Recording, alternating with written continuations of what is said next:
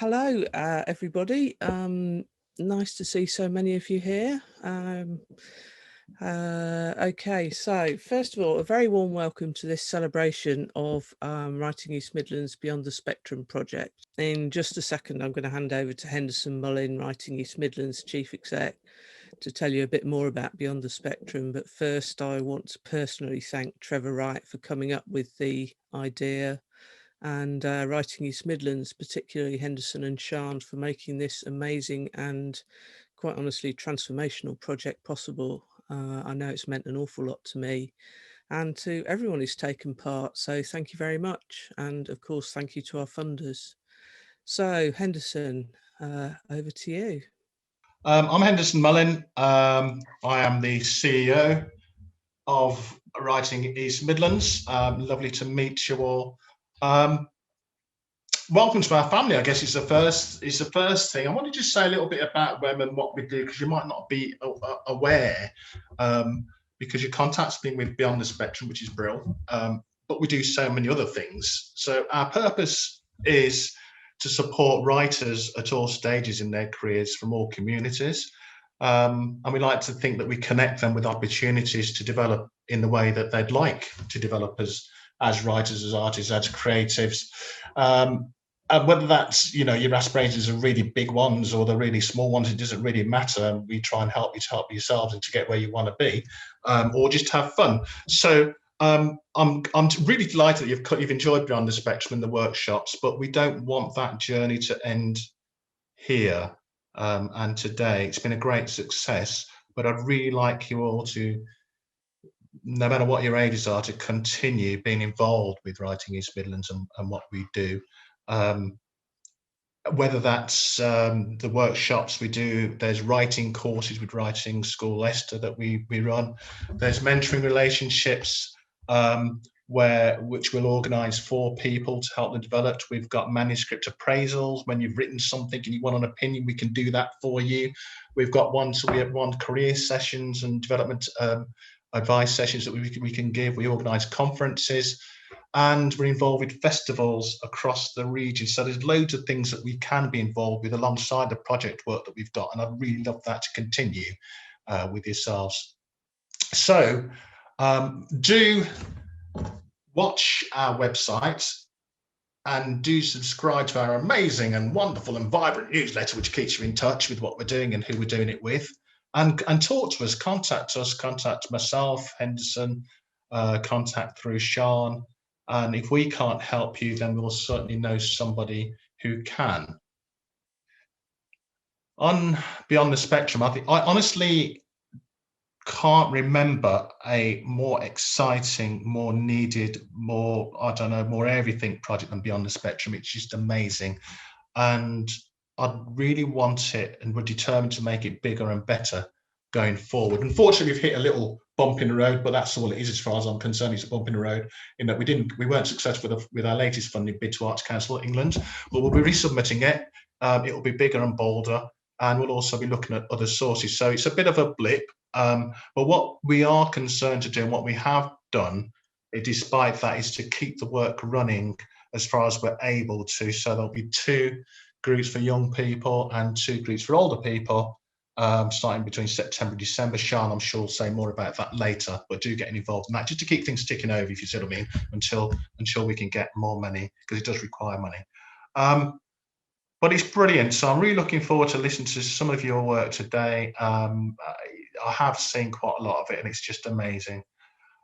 Before I go, because I do witter on, I must give a massive and heartfelt thanks to the writers and the shadow writers who have made this project possible so far, with their knowledge and their generosity of spirit. Thank you, all of you. It's been amazing. Thanks very much. And also, I'd love to give a massive vote of thanks to Sian. People don't actually see what's going on in the office a lot of the time. We've been under strength through most of lockdown with maternity and whatever. Sian's picked it up. She's been amazing keeping this going. In fact, she is amazing. So thank you, Sian, who's now wriggling about in your seat somewhere in Derbyshire. Lastly, I ought to introduce Trevor very quickly. Trev came to see me to talk about the Derbyshire Poetry Festival, actually, about, I don't know, about 4 years ago. And we got into a conversation in a roundabout way about his autism, about his journey, and about the lack of provision for people with neurological difference. And that's how the project came about. It's just been a real, just like a blessing for me to be involved in it. Trev is really active. He's got 2 poetry collections. He does say that poetry saved his life, and in many ways, and it gave him the confidence to do what he now does, which is so many things for the autistic community. And his social work, his contribution to Nottingham poetry scene. He's an immense man. So it's a great place to know Trevor. He's going to speak now. I'm going to shut up. Trevor, I give you Trevor Wright. That's it from me. Thanks, Henderson. It's all downhill after that introduction now. I think it's just, sorry, hello everybody, and Trevor Wright, who Henderson's just referred to. A bit more detail about that story Henderson's just said. I was in the Writing East Midlands office, and I think it probably was 4 years ago, and being a friendly bunch, having sorted out other things, kind of just chatting over a cup of tea. And I think there'd been an Arts Council report come out about diversity.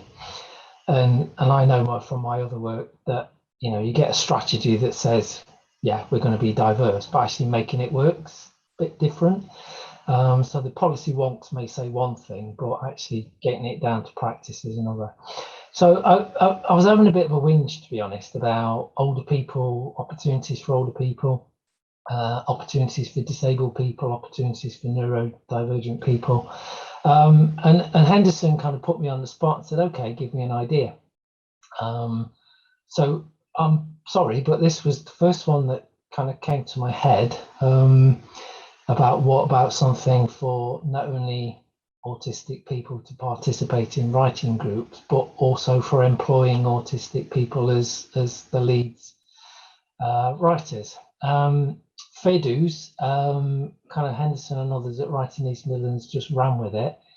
We had a number of meetings, we put a number of bids in, all got knocked back, but the good thing was Henderson and Writing East Midlands just stuck with it, persevered, and so it must have been about this time last year, as I remember, suddenly got the news, yeah, we're on.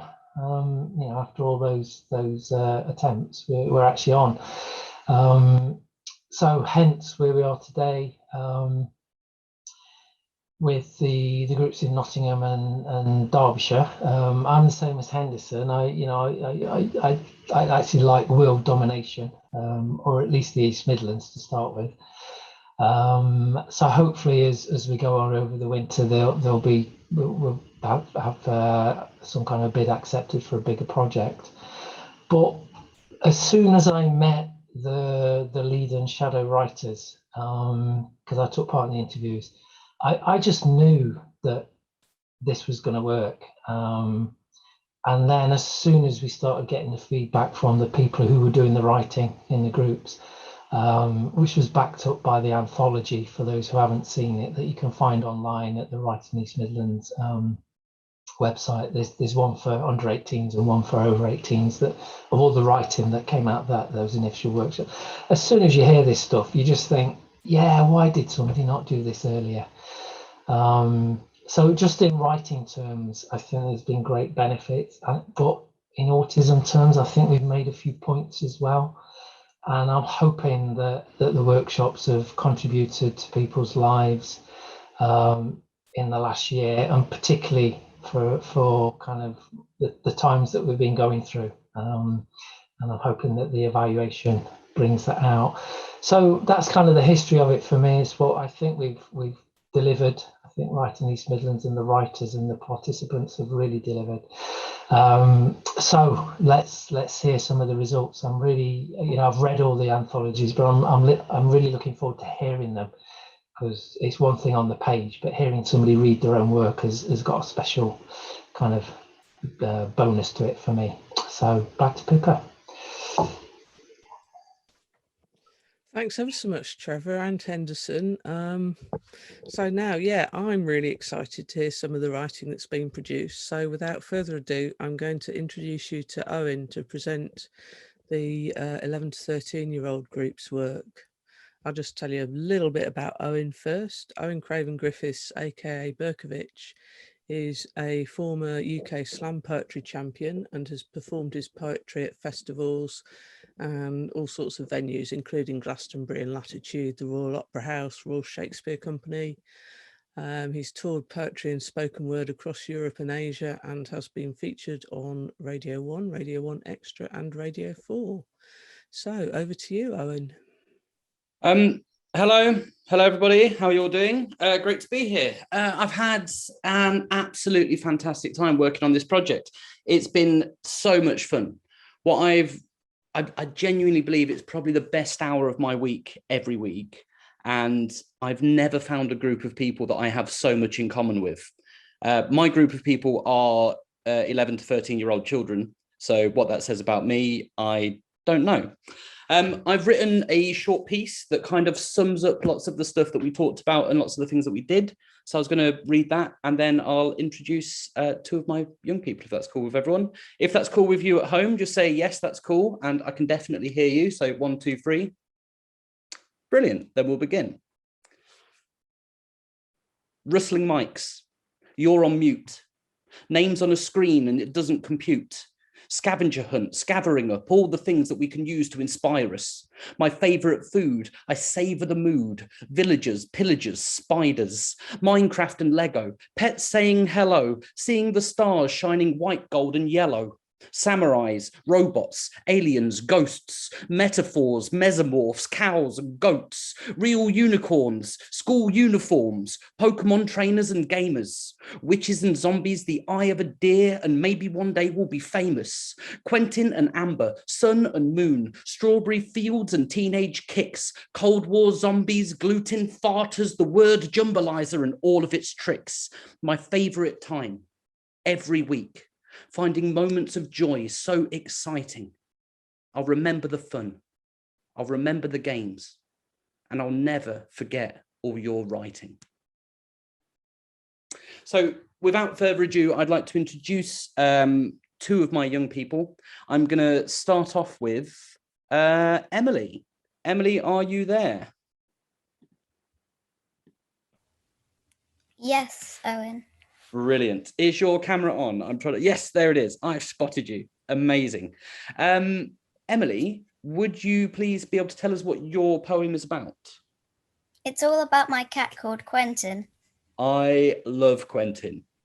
He's a fantastic cat and we would love to hear the piece. Are you ready to read? Yes. Brilliant. Then I will mute myself and shut my big mouth and you can tell us your poem. Okay, over to you, Emily.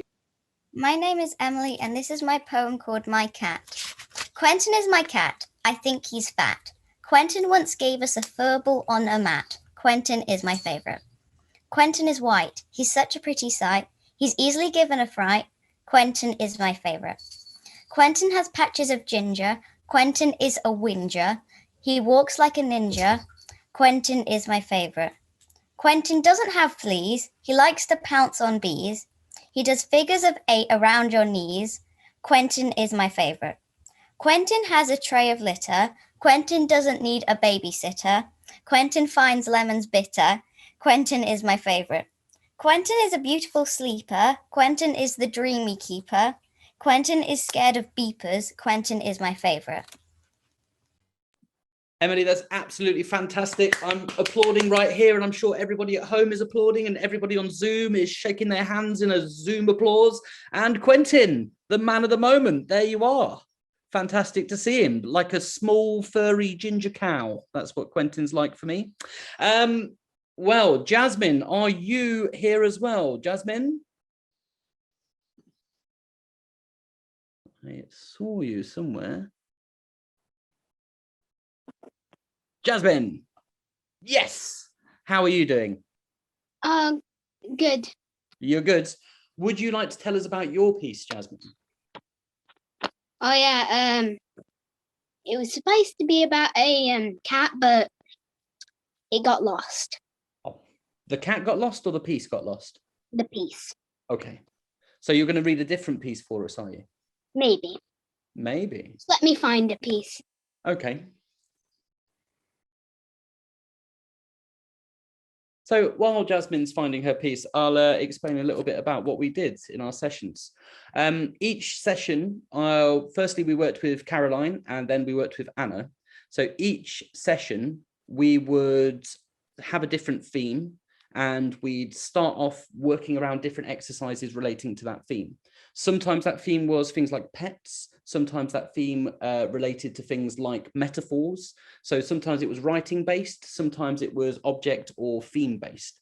In our last few sessions, all the themes were chosen by the young people and we had a really interesting time. Jasmine, are you ready? No. Brilliant.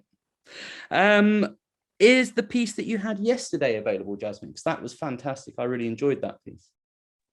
No, that one isn't. That one isn't. Okay. Would you like one more minute? Shall I carry on filling as well? Yes. Okay, brilliant. I'll do what you've said. One of the things that we really enjoyed in all of our sessions was a thing that we referred to as the word jumbleizer. You might also enjoy this. I'm going to explain what it is and people could probably find it themselves. There's a poetic form called N+7. The way that N+7 works is it takes every noun, every people, person, place or thing from your piece of writing and it replaces it with the noun that is 7 nouns on in the dictionary. So if you Google search N+7 generator, you can find a special website where you can copy paste your text in and it will jumbleize your words and it transforms the piece of writing. It is absolutely chaotic. It is hilarious. Sometimes it creates sentences that you have never heard before in your life. I'm a big fan of finding things for the first time. And this was a thing that we really got on board with. I think it was very funny when we did it. Jasmine, I've filled for about another minute there. Have you found something? No. No. Would you like us to play the video from the other day? We recorded you reading the other day. No, thank you. No? Maybe another time. I don't know. Okay. Well, perhaps we'll move on then and we'll go for the next group. And maybe if you're feeling a bit more like it later on, we could come back to you. Would that work for you, Jasmine? Yeah. Okay, that's brilliant. So in that case, Pippa, I think I'm going to hand back to you. Excellent. Thanks so much, Owen. And thank you, Emily, for that amazing reading. And also thank you, Jasmine, for thank you, Jasmine, for being there. And we really hope that, you know, you can find a piece to read and we can slot you in later at any time. Just let us know when you're ready and we'll fit you in. So yeah, we'd really love to hear your work. So now it's the turn of the 14 to 17-year-old group, which was led by Chris Bonello with Caroline Wheeler. I'll just introduce Chris. He is an autistic advocate, a novelist, an international speaker, Rubik's Cube expert. That's not in my script, but he totally is. And he's a special needs tutor and was formerly a primary school teacher in mainstream schools. Didn't like that very much. I can understand that, having been in one. He runs a website and Facebook community, Autistic Not Weird, and he's won multiple awards for his advocacy. And he's also the author of the Underdog series of neurodiverse dystopian novels for young adults. So Chris, over to you and your group. Well, thank you for the introduction, and thank you to Sian and to everyone else for putting the Beyond the Spectrum project together. It's been absolutely brilliant, and I've loved working with the group that I've got. And I know that sounds kind of like the next line in the script, like I'm supposed to say, but no, honestly, I have utterly loved being a part of this. And the group that myself and Caroline and Elaine before Caroline have had have been absolutely brilliant. They're a very committed bunch, as demonstrated by the fact that almost all of them are here today, and most of them have contributed pieces to read out as well. And yeah, they're committed in terms of what they want to learn as well. They've got quite a lot of ideas about what they wanted to learn. On the first week, I asked them, "Do you have any ideas on what you would like us to focus on?" And by the end of the session, most of the timetable over the following few months was already filled up because they just had that many things they were so keen on learning.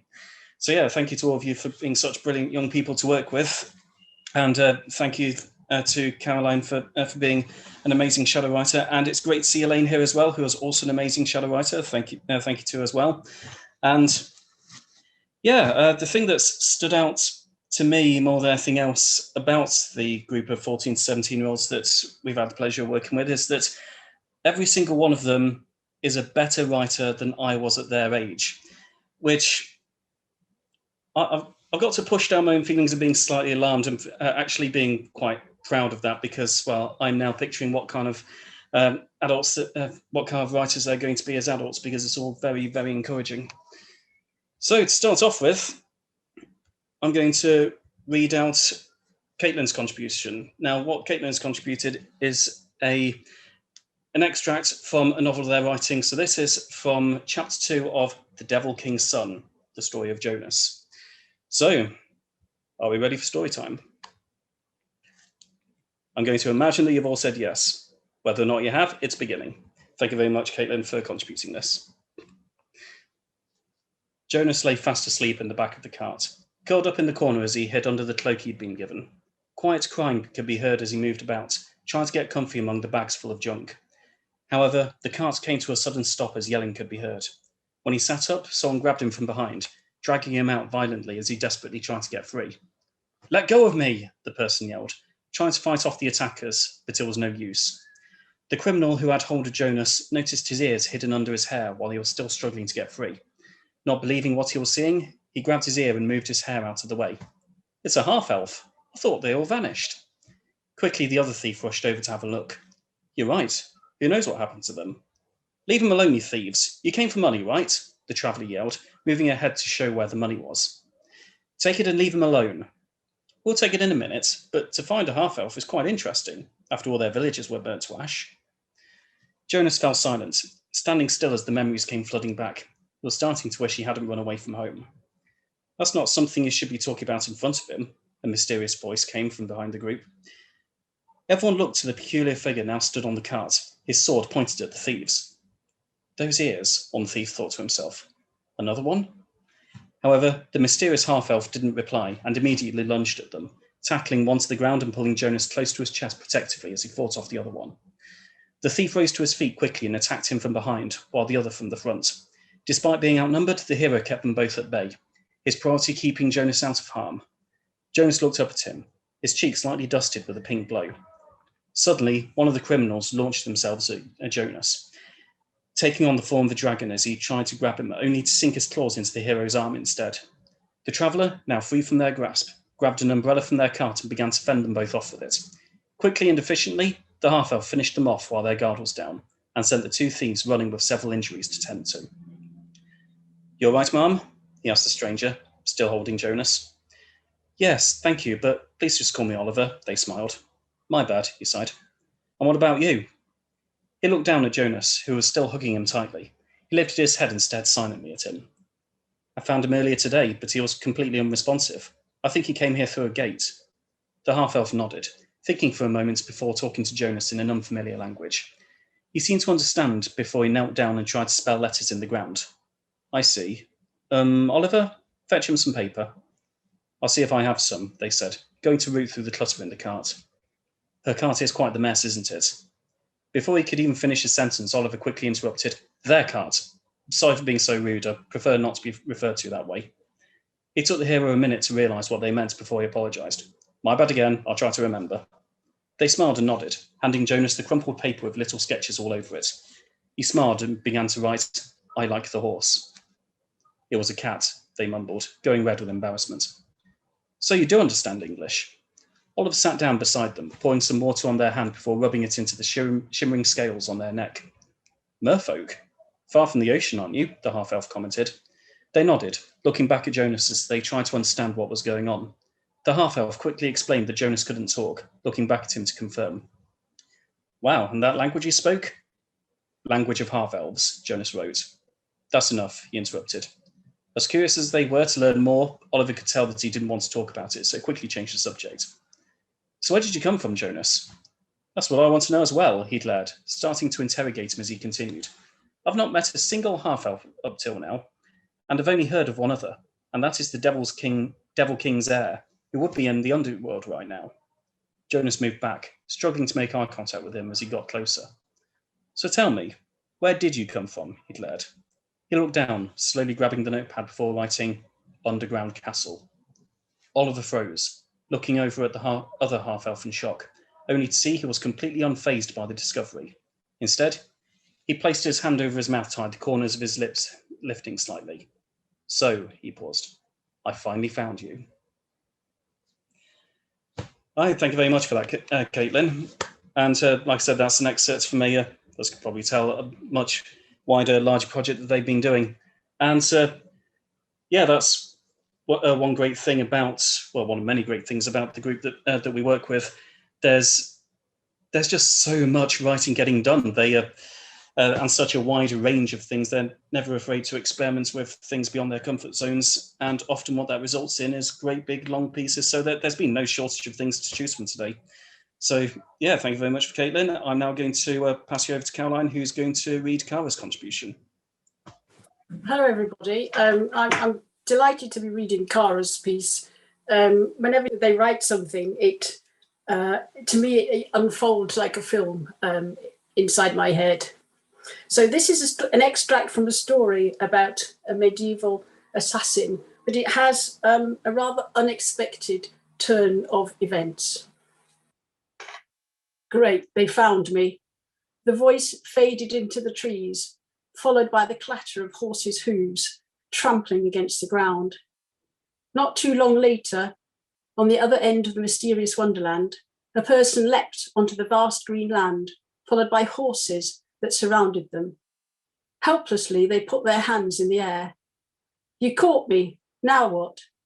Before the knight could respond, a shadow came soaring towards them. Cautiously, large talons planted themselves next to the crowd.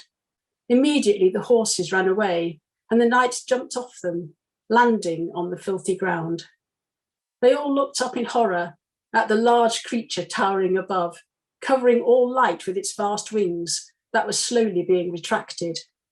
Loudly, a voice sounded, "Dragon, everyone attack, and make sure that the assassin doesn't escape." "Oh, that won't be necessary. I didn't mean to scare you. My apologies," replied an anxious voice. "What do you mean you don't want to hurt us? But you're a dragon." "Oh yeah, I guess I am, but I don't want to hurt anyone, I swear." The knights pulled out their swords and started to charge towards the dragon before their leader commanded them to stop. Confused murmurs arose in the group of knights, and they withdrew their swords and slowly stepped away from the dragon. "What do you want then?" demanded the leader. I couldn't help but hear all the ruckus, and I just wanted to make sure everyone was okay." "Well, everyone is okay. We were just in pursuit of a dangerous assassin. As you can see, they are over there." But there was no sign of where they had gone, and all the knights were all still silently talking to each other about the dragon. "Where did they go?" Immediately the knights turned and replied, "Who's they?" I meant the assassin." As the knights and their leader started arguing, the dragon slowly crept away in search of the assassin. Thank you very much, Cara. And next we have Harvey, who is going to read out his own piece. This is from his piece, Ocean in the Sky. It was a lovely, cold, sunny night, and the fish had swam a lot closer to the buildings lately. Atop a rigid, makeshift perch sat a boy looking up to the clouds, fishing rod in his hands, leaning forward in his shifty wooden chair. He kept a keen view on the sky, his eyes scanning the deep, bright oceanic night blue with intense delicacy, as if looking for something deeply important. Squinting, he drew his rod back before swinging the line out away from the roof into the clouds. After a few seconds, nothing fell. He sat there, staring intensely into the sky, tightly clutching the fishing rod as if it were the most important thing in his life. His arms trembled, his mind focused, his body shuffled tensely in his seat. Slow, rhythmic drops of water flowed down onto his hands, mixing with the sweat building in the palms of his hands. Then, a tug on the line. His body shot forward, dashing to stand on 2 feet while rolling the line back as quickly as possible. The line was thrown from side to side as if the cloud itself wanted to eject the line out as forcibly as possible. He drew his shoulders back, holding the fishing rod above him, pulling as hard as possible. His hands stuck tightly, grasped around the handle as he tried his best to release the strong grip of whatever had his line locked in the clouds. With a violent throw of his arms, his prey ejected from the sky. His arms burned from the intense aching, but his spirit kept strong, ferocity hanging onto his soul, up until the victim of his victory came flying directly towards his face like a fiery missile. With a quick dodge backwards and a thud as he fell down a few steps up to the perch, the animal hit the wood with a heavy force, bouncing off the space he stood previously and making a wet skid as it slid between his feet. He sat up, in a state of shock and bewilderment, still recovering from the daunting battle. "Nebula," yelled a voice from down the stairs. "Is everything all right up there?" "Yes, thank you," he yelled back down, wiping his damp hands on his clothing. Before him, flopping in a life and death struggle, sat the largest tuna he had ever seen, its hollow eyes staring at him as it made a desperate and honorable attempt to escape, flipping itself over once. Peeking his head down the stairs, he shouted down once again, "Dude, oh my gosh, you have to see this." Thank you very much, Harvey. Gathered that the students in our group are rather good at world building. You've heard it in Caitlin's story, you've heard it in Kara's story, you've heard it in Harvey's story, and you'll hear it in the stories to come as well. It really says a lot about the sheer levels of imagination that we've had with us in this group, and it's also nicely encouraging to work with a group of people who fight so well against certain autism stereotypes. Because, did you know that autistic people aren't supposed to be imaginative? I mean, thankfully, no one told me that while I was growing up, because I know just as well as you do that's a load of rubbish. But it's really nice to see just blatantly how much of a load of rubbish it is, and exactly how imaginative our students are. So, next we have Alex, who, one thing I love about Alex's writing is how much representation that there is in it, of all the kinds of characters that you don't generally see much of in fiction. And this particular piece is absolutely loaded with very important representation, but I'm not going to say much more about it because I want you to witness it for yourself. This is Alex reading an extract from Rebellion. The trees rustled aggressively in the wind, loud enough to mask the sound of muttering coming from the clearing in the centre. Maybe they had planned it that way from the start, suspecting that Millie would try and listen in at some point. She shuffled forward slightly, not daring to do more. One wrong step, one misplaced limb, and she'd fall off the branch she was hiding on and be revealed. Millie didn't know what they would do, what would happen if they found out she was there. No one that she knew of had even tried to sneak into a secret meeting before.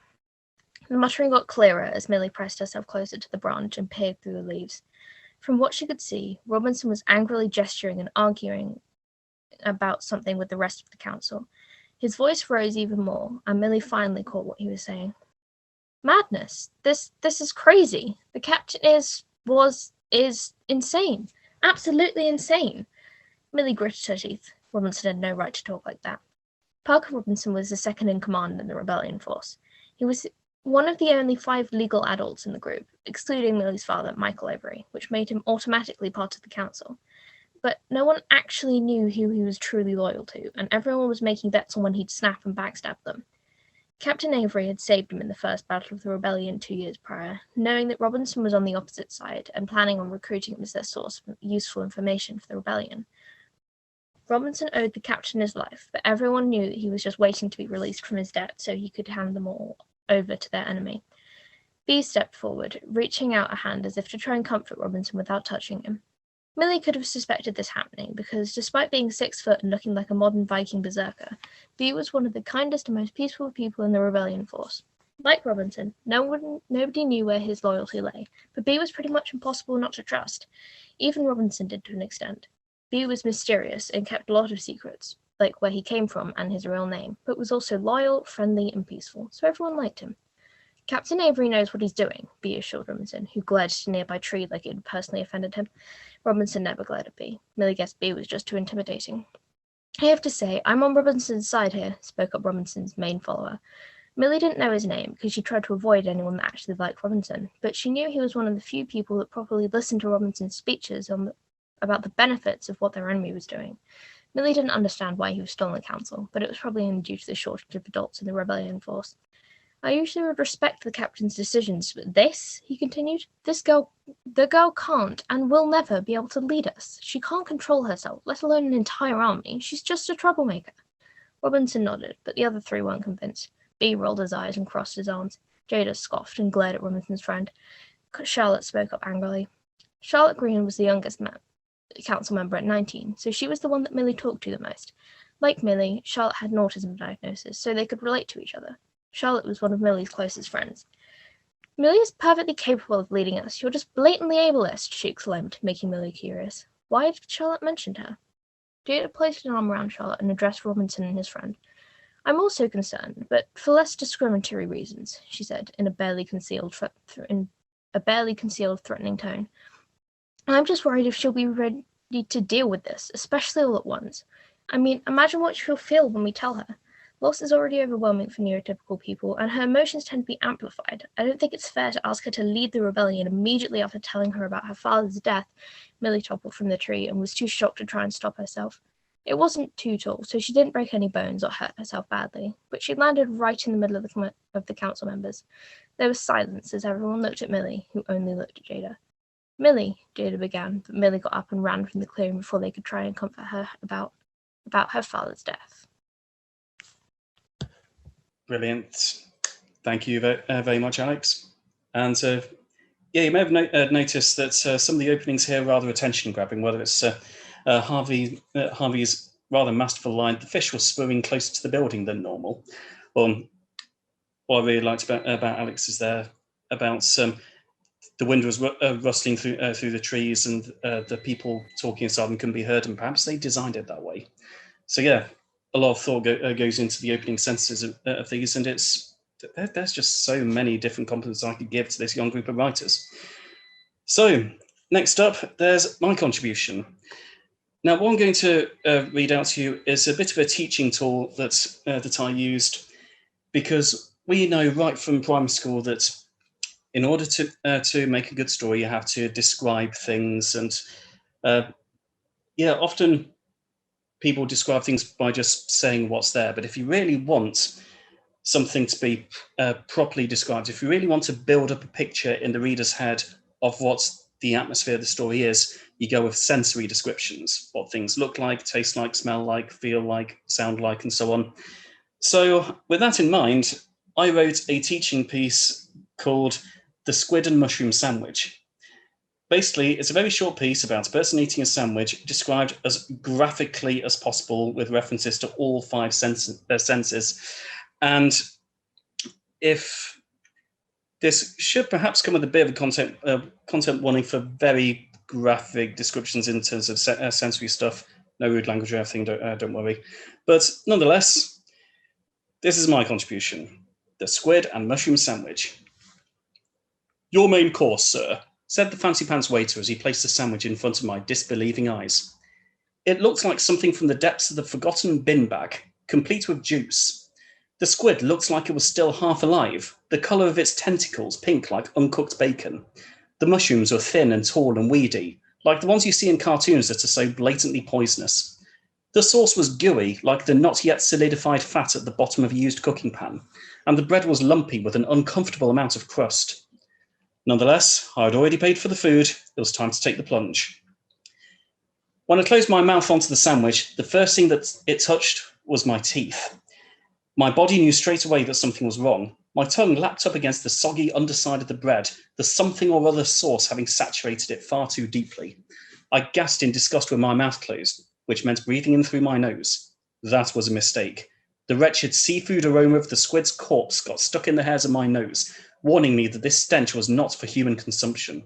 I could almost smell the sewage that had been dumped into whatever part of the sea this creature had been ripped from. My teeth chewed through the sandwich, and the coarse mushrooms produced a complaining krr, krr, krr sound as they were split apart. The squid gave a high-pitched squit, and I was sure that one of the tentacles flipped around a little in one final protest. When it flopped out of the bread and patted my tongue, the taste was unbearable. It was like greased rat tail, only without the bone. A stray mushroom leapt across my teeth, infecting my mouth with the taste of dirt. "Is the food to your liking, sir?" asked the waiter. Obviously, it would have been inappropriate to complain. "Yes, it is," I said, in gasped breaths through the chaotic mess in my mouth. "Thanks very much." So there you go. That's how to describe all 5 senses at the same time. And thank you, Sean. I am now going to very hurriedly pass over to Caroline, who has her own thing to contribute. So, over to you, Caroline. Thank you, Chris. I have to echo what Chris was saying about the awesome imaginations of everybody in the group. And one of the most fiendish exercises that Chris came up with was a kind of fruit machine of plot and character and story generators. And they just went for it and left me well on the starting line. And out of the whole group, I'm probably the only poet. So I wrote a poem during lockdown, which came out of one of those intense conversations you have in the street when you're out walking the dog about Scotland, and an exercise that I'd done as a student from a first story workshop about water. And so I put the two things together. And this is really a poem about bioluminescence. Sea Loch. The stars are out when I lift each oar into the rowlock, brace my feet on the floor and grip the wood, push my hands forwards and pull back. At each stroke, circles of light dance where the blade dips into the loch, and water runs gold along the shaft, fusing me to the sea. Thank you. Well, thank you. And yeah, once again, Caroline, thank you for everything you've contributed to the group, and for always stepping in when I inevitably forget things, because my long-term memory may be amazing, but my short-term memory is terrible. And Caroline is always there to as was Elaine before, to jump in with things that I inevitably forget. And you may have gathered, but her poetry is rather good as well. So yeah, thank you very much. And to finish with, I'm going to be reading out a piece from Val. Now, Val's contribution it's quite an interesting one. She occasionally sets herself challenges, and I think that's a really good thing to do as a writer. Specifically, her challenge was to write 100 words, and I mean literally 100 words, as in precisely 100 words, written in second person. We hear about first person, I did this, I did that. Third person, you did this, they did that, she did whatever. But it's very rare these you see a piece in second person. So Val had a go at this, and this is her 100-word challenge called The Titan's Messenger. You stare at your reflection before pulling your light blue hair back. You trace the scarf from the ice spike over your eye before pulling up your hood. You look at your icy blue eyes before placing the mask of a bird and deer combined over your face. You look down at your bird-like gloves before grabbing the mechanical staff you wield. You look at yourself like this, with your cloak hitting the ground, before a smile forms on your face. You remind yourself that you are the emperor of this place, before leaving your own room to do business. And with that is, oh yeah, thank you very much, Val. That's very indicative of the sheer talent and imagination you have, and this whole event has been even better a showcase than I predicted it would be. It's really showing exactly how much talent there has been among our group of teenagers. So thank you to everyone who's attended throughout these sessions and contributed to today. It has been an absolute honour. And once again, I'm not saying that because it's the next line of the script. It really has actually been an honour and I've loved it. I am now going to hand over to Pippa. And yep, once again, thank you very much, all of you. Hi again, everyone. I mean, I'm just speechless by the talent shown by these young people. They're just fantastic. I mean, talk about blowing stereotypes out of the water. Thank you so much for sharing your amazing work with us. You've set us grown-ups a really high standard to meet up to. Now, just before we go to the first break, I think Emily would like to read us another one of her pieces of work, which I must admit has a title that really intrigues me. So are you ready to go, Emily? Yeah. Okay, go for it. The Case of the Gluten Farter. One day in the house of 31 Cransley, the child, Emily, found a mysterious and smelly smell coming from the lounge. Upon entering, she was greeted with the smelliest smell she'd ever smelt. Immediately, she went to consult the culprit, her dad, David. To be fair to her mother, Kaz was never responsible for any of the stinky farts. On the other hand, Kaz was usually responsible for the burning smells coming from the kitchen. Unfortunately, her dad was at the scene of the crime eating Jaffa cakes. So she had to ask him to move out of the stinky lounge. Kaz went in the lounge to open the back door. David apologized to both of them and said it would never ever happen again. The next day, Kaz walked into the lounge and smelt the smelliest smell she'd ever smelt.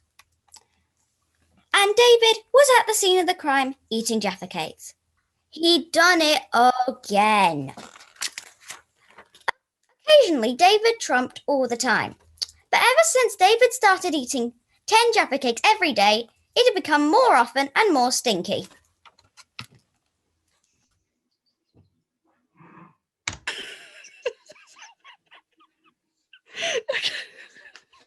I'm so sorry. I just can't stop laughing. That was absolutely brilliant. Thank you for sharing that, Emily.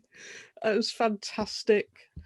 I think I need a break to just stop myself giggling. Okay. Hey, Emily. That was a really cool piece you did. Thanks. You're welcome.